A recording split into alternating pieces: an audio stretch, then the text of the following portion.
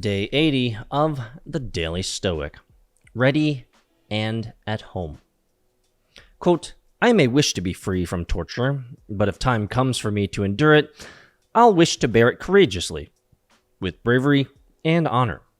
Wouldn't I prefer not to fall into war? But what if war does befall me? I'll wish to carry nobly the wounds, starvation, and other necessities of war. Neither am I so crazy as to desire illness, but if I must suffer illness, I'll wish to do nothing rash or dishonorable. The point is not to wish for these adversaries, but for the virtue that makes adversaries bearable. Seneca, Moral Letters, 67.4. President James Garfield was a great man, raised in humble circumstances, self-educated, and eventually a Civil War hero whose presidency was cut short by an assassin's bullet. In his brief time in office, he faced a bitterly divided country as well as a bitterly and internally divided Republican Party. During one fight, which challenged the very authority of his office, he stood firm, telling an advisor, quote, Of course I deprecate war, but if it is brought to my door, the bringer will find me at home. That's what Seneca is saying here.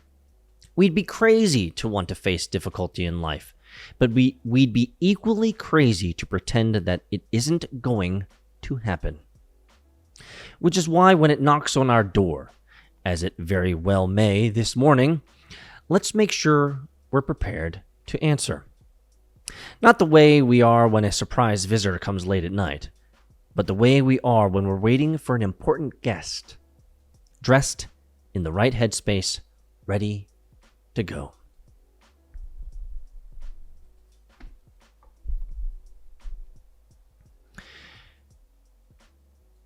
No one ever desires suffering.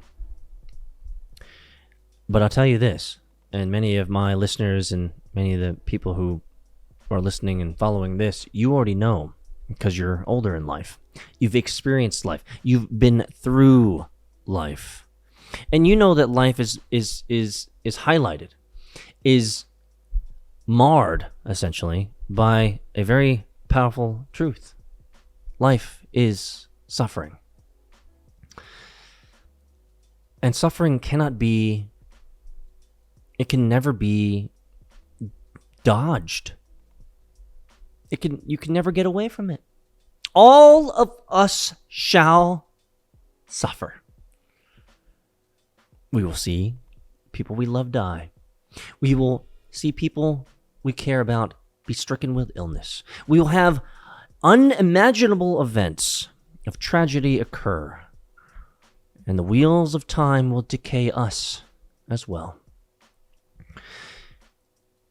I find that those who have realized this reality of life, that suffering is a hallmark of the human experience, are those who have learned early on how to carry themselves through the suffering. And I find that honorable. I find that respectable. And at least where I'm sitting in many cases, at least it's pretty obvious to me that this man or this woman, they are persevering. Maybe it's because they're ready. Maybe it's because they realize that the inevitable will always happen. Death and destruction, suffering and pain. It's coming. Not that we want it or will it, but it's part and parcel of life. It's part of the fine print of life that you didn't know that you signed when you came into this world kicking and screaming, naked and helpless, only to realize that it only gets worse because as a baby you don't realize what suffering is. But as an adult, you know.